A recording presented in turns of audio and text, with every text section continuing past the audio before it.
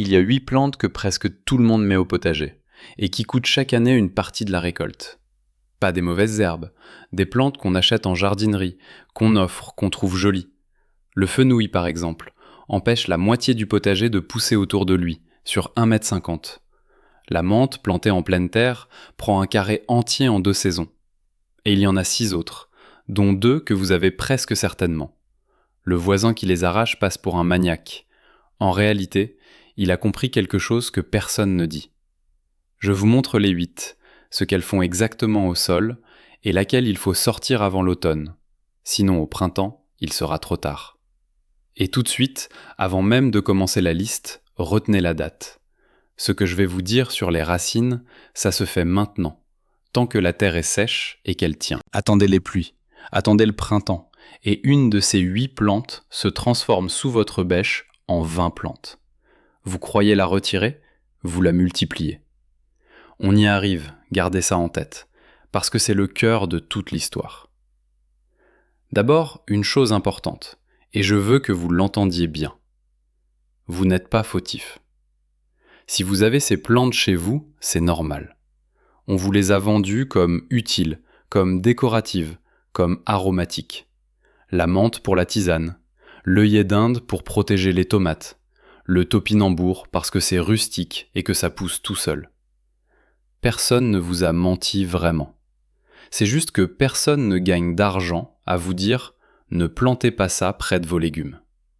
La jardinerie vous vend le plant de menthe, et l'année d'après, elle vous vend le désherbant pour l'enlever. Ce n'est pas un complot. C'est juste que le conseil « arrachez-la » ne rapporte rien à personne, alors personne ne le répète. Le voisin, lui, le répète. Celui qu'on trouve maniaque, qui sort la fourche dès qu'un rejet de menthe pointe, qui refuse le pied de topinambour qu'on lui offre par-dessus la clôture. On le prend pour un vieux têtu. Regardez plutôt son potager. Regardez la taille de ses tomates, de ses haricots, la propreté de ses planches. Il n'a pas un meilleur sol que vous. Il a juste sorti de chez lui ces 8 plantes-là à temps. Vous sentez la différence que ça peut faire ? Alors voilà ce que je vous promets, concrètement, pas en parole générale. Vous allez comprendre ce que chacune de ces 8 fait vraiment sous la terre, à quelle distance elle devient dangereuse, et par quoi la remplacer sans rien perdre du plaisir. Vous allez repartir en sachant laquelle sort ce week-end et laquelle peut rester. Et surtout, vous allez comprendre pourquoi la sortir maintenant ne coûte qu'un coup de bêche, alors qu'attendre le printemps coûte 3 saisons de guerre. Comptez, à la fin, combien vous en avez. Ça va vous surprendre. Et avant la liste, posons le vrai prix de ces plantes, parce qu'il ne se lit pas sur une étiquette. Ce qu'elles vous coûtent, ce n'est pas l'argent du plant. C'est la récolte que vous ne voyez jamais. Le fenouil, l'absinthe, le noyer, ils ne tuent pas d'un coup, ils rabotent. Une rangée de haricots qui reste basse, des tomates qui donnent 3 fruits au lieu de 10, une planche de betterave qui ne lève qu'à moitié. Vous avez payé les graines, la rasette, l'eau, le dos courbé, et la terre vous rend une part vide. Vous ne portez pas plainte, parce que vous ne savez même pas qu'on vous a volé. Et les coureuses, la menthe, le topinambour, le réfort, elles vous prennent autre chose. Elles vous prennent des années. Un été de paresse, et elles ont pris la planche. Les sortir ensuite, c'est 3 saisons de fourche. Pensez aussi à ce que vous mangez. Ces légumes chétifs, c'est ce qui finit dans l'assiette de vos petits-enfants, plus petits, plus pauvres, parce qu'une plante d'ornement à côté leur a bu la force. La mise, elle est là, dans votre corps et dans le leur, pas dans un catalogue. Et souvenez-vous une seconde, le jardin de votre grand-père ou de votre grand-mère, est-ce qu'il y avait de la menthe qui courait partout entre les rangs ? Non. Elle était au bout, dans une vieille bassine, à part. Le fenouil, s'il y en avait, il était seul dans son coin, loin des tomates. Il ne savait peut-être pas le mot savant, la juglone, l'allélopathie. Mais ils avaient vu, de leurs yeux, sur des années, ce qui pousse à côté de quoi. Ils rangeaient les plantes dangereuses à l'écart sans se poser de questions. Ce savoir-là, on l'a perdu en une génération, parce qu'on a remplacé l'observation par l'étiquette du magasin. Le voisin maniaque, au fond, il n'a rien inventé. Il fait ce que faisait votre grand-père. Il range. Commençons par le plus violent, parce qu'il ne se voit pas. Le fenouil. Il est beau, il sent bon l'anis, on l'aime en cuisine. Et sous la terre, c'est une usine à poison doux. Ses racines et ses feuilles libèrent des substances qui empêchent les graines d'à côté de germer et les plants voisins de grossir. Ce n'est pas qu'il fait de l'ombre ou qu'il boit l'eau. Il fait la guerre chimique, en silence, sur un rayon d'à peu près 1,50 m. La tomate en souffre énormément. Les haricots, les pois, tout ce qui fait des gousses, le persil, l'aneth, le céleri, la betterave, tout ça reste petit, chétif, sans que vous compreniez pourquoi. Vous accusez la variété, vous accusez la météo, et le coupable est là, à côté, tranquille avec son joli plumet vert. La distance de sécurité, c'est 1 mètre au minimum, 2 à 3 mètres pour le céleri, l'aneth et la betterave qui sont les plus sensibles. Et si vous aimez le fenouil, la solution est simple. Vous le mettez seul, dans un coin, à l'écart, comme un invité qui ne supporte personne. Même goût dans l'assiette, 0 dégâts sur la planche. Ça, c'est la première. Vous l'avez le fenouil, oui ou non? La deuxième, vous l'avez presque sûrement. La menthe. Et attention, je ne dis pas de ne jamais en avoir. Je dis de ne jamais la mettre en pleine terre nue. Parce que la menthe ne pousse pas, elle avance. Sous le sol, elle envoie des tiges rampantes, des rhizomes, qui filent dans toutes les directions et ressortent 1 mètre plus loin en nouveaux plans. En 2 saisons, elle prend un carré entier, et elle passe sous les bordures pour aller étouffer vos fraises, vos salades, tout ce qui est à côté. Le piège, le vrai, c'est quand vous voulez l'enlever. Vous tirez, la tige casse, un bout de rhizome reste dans la terre, et de ce petit bout repart une menthe entière. Chaque morceau est une plante neuve. La bonne façon de vivre avec, c'est le pot. Un pot, un seau enterré sans fond, une bassine, la même tisane, le même parfum quand vous froissez une feuille, mais la racine est prisonnière. Et surtout, je vous le dis maintenant parce qu'on y reviendra, ne la replantez jamais dans la même terre après l'avoir sortie. Vous y remettez les morceaux, vous recommencez tout. La troisième, c'est la plus sournoise des envahissantes, parce qu'elle se déguise en légumes sains. Le topinambour. On l'adore, il est rustique, il donne, il pousse sans qu'on s'en occupe. Justement, il pousse sans qu'on s'en occupe, et il ne s'arrête plus. Le topinambour laisse dans la terre des petits tubercules, des bulbes, et il est presque impossible de les récupérer tous. Il en reste toujours un. Et de celui-là, l'année suivante, repart une colonie. La parcelle où vous l'avez mis une fois, il la reprend chaque année, et il déborde peu à peu dans les planches d'à côté. Le conseil des maraîchers, c'est de ne pas le laisser plus de 3 ou 4 ans au même endroit, ou alors de poser une barrière enterrée, une vraie, à 40 ou 50 cm de profondeur, tout autour. Et je vous donne déjà une erreur à ne pas faire, parce qu'elle est terrible. Ne mettez jamais les tubercules de topinambour au compost. Jamais. Ils ne meurent pas là-dedans. Ils attendent. Et le jour où vous étalez ce compost sur le potager, vous semez du topinambour sur toute la surface. Vous comprenez le mécanisme? Ce qui semble un déchet est une graine. La quatrième, ce n'est pas un légume, mais si vous l'avez au fond du jardin, il commande tout le reste. Le noyer. Le noyer noir surtout. Sous ce bel arbre, vous avez remarqué que rien ne pousse? Ce n'est pas un hasard, et ce n'est pas l'ombre. C'est une substance, la juglone. L'arbre la fabrique dans ses racines et ses feuilles, et au contact de l'air et des microbes du sol, elle devient toxique pour une foule de plantes. Les tomates, les pommes de terre, les poivrons, les aubergines, toute la famille, si vous les mettez trop près, elles s'arrêtent net. Elles jaunissent, elles flétrissent d'un côté, parfois elles meurent en 2 ou 3 jours, sans raison visible. Et le rayon d'action, tenez-vous bien, il suit les racines, qui vont jusqu'à 15-18 mètres du bord de la couronne d'un arbre adulte. Planter des solanacées à moins de 20 mètres d'un noyer, c'est perdu d'avance. Pire encore, la juglone reste dans le sol des années après qu'on a coupé l'arbre. Et les feuilles, les branches du noyer, ne les compostez pas non plus. elles emportent le poison avec elles. Alors on ne coupe pas forcément le noyer. Il donne des noix, il fait de l'ombre. Mais on ne met pas le potager dessous. Dessous, on met ce qui supporte, des vivaces d'ombre, du gazon, pas vos tomates. À ce stade, vous vous dites peut-être que ce sont des cas extrêmes, le grand arbre, la plante rare. Non, on arrive justement à celle que tout le monde a. Et rappelez-vous la promesse du début.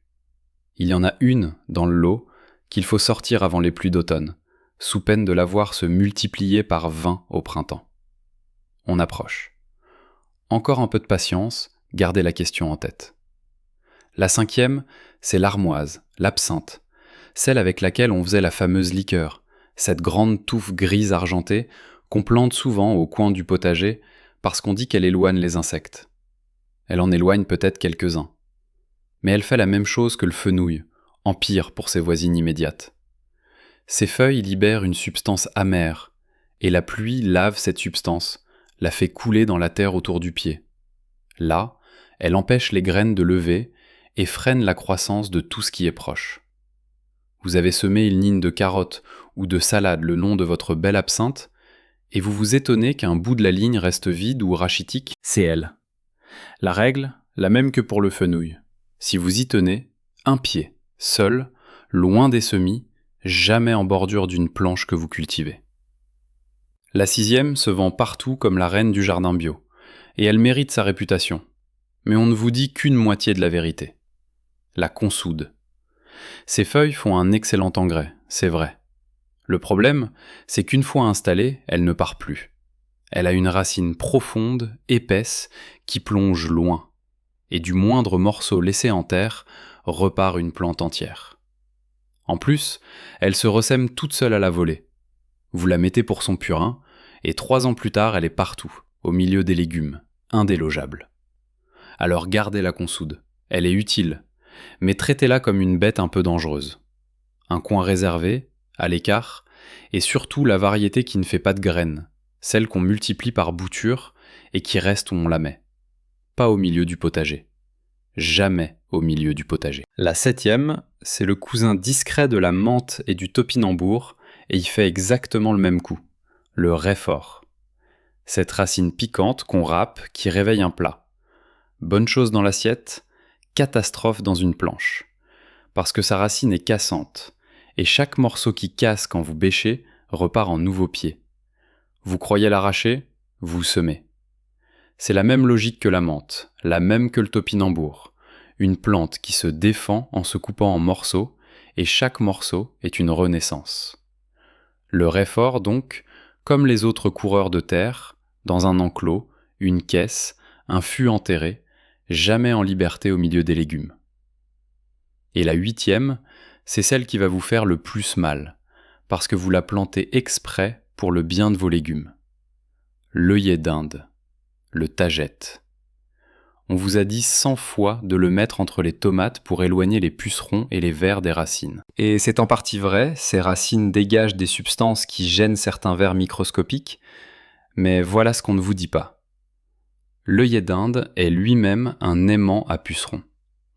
Il attire les pucerons, les alerodes, les cicadelles, il les héberge, il devient un réservoir. Et de ce réservoir, tout ce petit monde passe ensuite sur vos tomates, vos haricots, juste à côté. Vous avez planté un garde du corps qui invite les voleurs à dîner. Sans compter qu'il attrape des maladies de champignons qu'il partage avec le voisinage. Et il y a un détail que presque personne ne connaît, et je le garde pour le protocole tout à l'heure, qui change tout dans la façon de s'en servir. Une chose qu'il ne faut surtout pas faire avec l'œillet d'Inde, et 9 jardiniers sur 10 la font. Voilà vos 8. Comptez-les au fur et à mesure, honnêtement. Le fenouil, la menthe, le topinambour, le noyer, l'absinthe, la consoude, le réfort, l'œillet d'Inde. Combien chez vous là, en ce moment ? Notez le chiffre dans un coin de votre tête. On en reparle à la fin. Maintenant, l'erreur. La grande. Celle que j'ai promise depuis le début et qui vaut à elle seule tout le reste. Parce que vous pouvez connaître les 8 plantes par cœur et quand même tout rater sur un seul geste. 4 de ces 8 sont des coureuses de racines, la menthe, le topinambour, le réfort et la consoude par sa racine profonde. Et le moment où vous décidez de les enlever décide de tout. Voici l'erreur, celle que 9 sur 10 commettent. On attend. On se dit qu'on s'en occupera plus tard, à la fin de l'hiver, au printemps, quand on refera les planches. Ça paraît raisonnable. C'est le pire choix possible. Écoutez bien pourquoi. Tant que la terre est sèche, en fin d'été, au début de l'automne avant les pluies, elle tient. Le rhizome, le tubercule, sort d'un bloc avec ses prolongements, en une motte, et vous retirez presque tout. Maintenant, laissez venir les pluies. La terre se gorge d'eau, elle gonfle, elle colle, elle se déchire. Et le rhizome, gorgé lui aussi, devient cassant comme une carotte trop cuite. Votre bêche, votre fourche, au lieu de le sortir, le hache. Chaque tronçon reste en terre. Et au printemps, chaque tronçon repart. D'une plante, vous en faites 20. Vous étiez venu désherber, vous avez planté un champ. C'est ça l'erreur. Ce n'est pas de posséder ces plantes, c'est de vouloir les enlever au mauvais moment, avec le geste qui les multiplie au lieu de les tuer. Le rotavateur, la motobineuse dans un carré de menthe au printemps, c'est la catastrophe totale. La machine fait 1000 morceaux, et chaque morceau vit. Vous avez déjà fait ça ? Soyez honnête. Vous avez déjà bêché un coin de menthe ou de topinambour au printemps en pensant vous en débarrasser, et l'avoir vu revenir plus fort ? Écrivez-le en commentaire. Dites votre région. On va voir si c'est partout pareil. Parce que ce n'est pas votre faute. Personne ne vous a expliqué que le calendrier comptait plus que l'effort. Alors voici quoi faire, concrètement, dans l'ordre, pour que demain vous sachiez agir. Le protocole en 5 points. Premièrement, cette semaine, tant que la terre est sèche, repérez les coureuses. La menthe, le topinambour, le réfort, la consoude. Ce sont elles qui doivent sortir avant les pluies. Les autres, le fenouil, l'absinthe, l'œillet d'Inde, peuvent attendre. Elles ne se multiplient pas sous la bêche. Deuxièmement, pour les sortir, on n'arrache pas, on soulève. La fourche-bêche, plantée large, bien à l'écart du pied, et on soulève toute la motte d'un coup, doucement, pour que le réseau de racines vienne entier. Vous suivez les rhizomes à la main, vous les tirez comme un fil, sans les casser.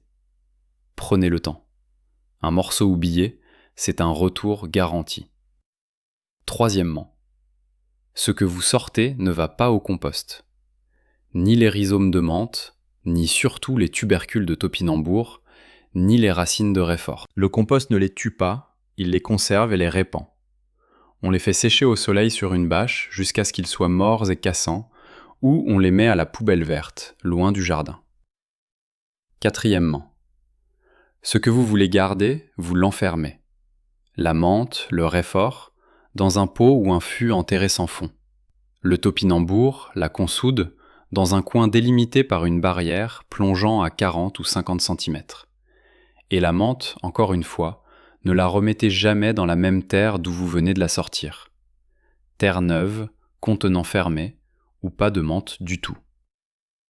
Cinquièmement, et c'est le détail que je vous ai promis pour l'œillet d'Inde, celui que presque personne ne connaît. Si vous voulez qu'il serve vraiment contre les vers des racines, il ne se met pas en petits rangs décoratifs entre 2 tomates, où il ne fait qu'attirer les pucerons sur elles. Il se sème dense, en tapis, sur toute une planche, une saison entière, puis on l'enfouit dans la terre comme un engrais. C'est là qu'il travaille le sol en profondeur. Et jamais, jamais collé aux haricots, aux pois, aux fèves, qu'il gêne au lieu d'aider. Décoratif d'un côté, loin des légumineuses. Utile de l'autre, en tapis dédié. Les deux ne se mélangent pas. Et pendant que vous notez tout ça, il se passe déjà quelque chose sous vos pieds.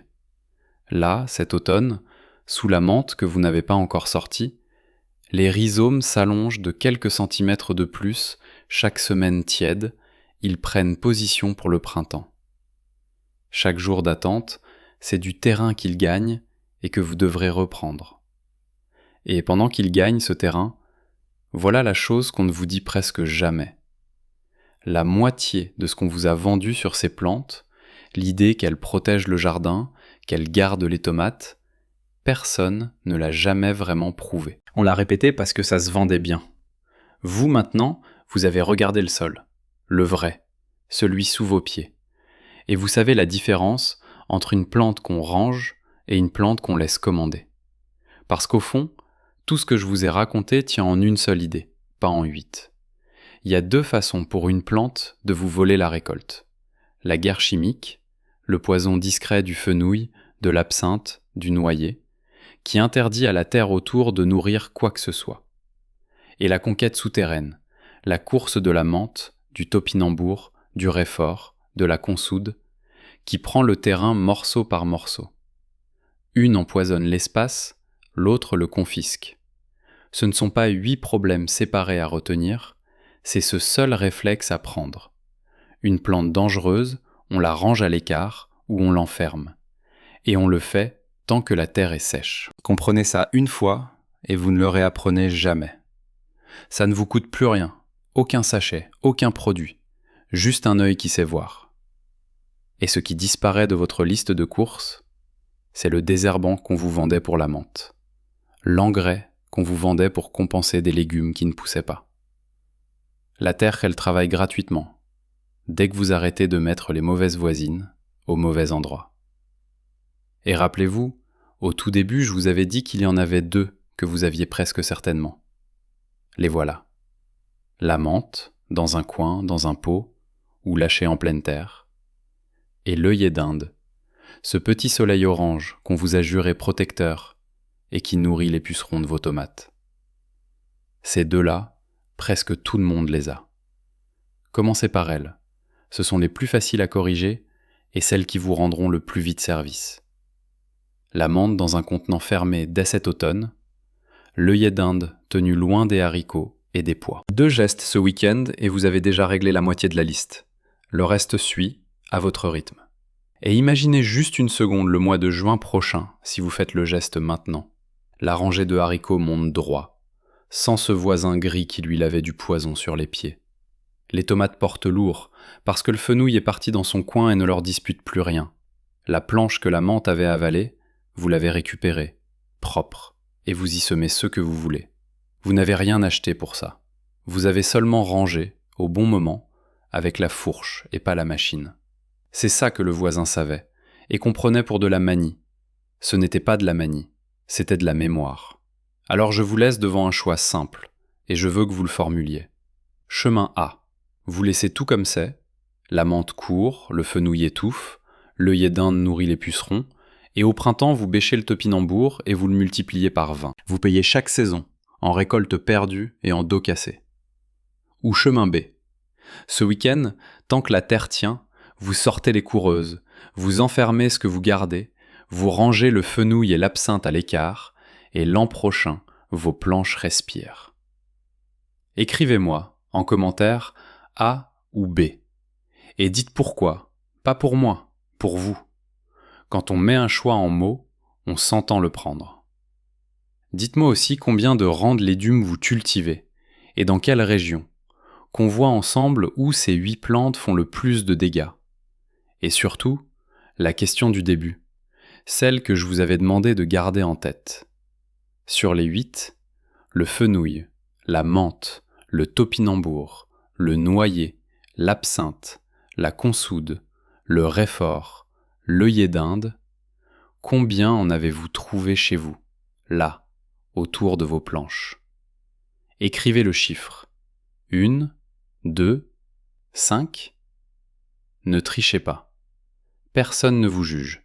Moi le premier, j'en ai eu la moitié avant de comprendre. C'est juste votre point de départ, et savoir d'où l'on part, c'est déjà la moitié du chemin. Parce que voyez, en ce moment même, sous la terre encore sèche de votre potager, tout est en train de se décider en silence. Les racines qu'on a laissées courir avancent, celles qu'on a rangées dorment sagement dans leur coin, et la vôtre, celle des légumes que vous voulez nourrir, elle attend seulement qu'on lui fasse de la place. Quand vous sortez la menthe avant les pluies, quand vous éloignez le fenouil de vos tomates, vous ne faites pas que du désherbage. Vous rendez à la terre son travail, celui qu'elle sait faire depuis toujours. Faire grossir ce que vous avez semé, sans qu'une voisine lui vole l'eau, la lumière ou la force. Pensez aux fenouilles qu'on met seules dans son coin, à la menthe qu'on enferme dans sa bassine. Ce n'est pas les punir, c'est leur donner la seule place où elles ne font pas de mal, et où vous gardez la vôtre.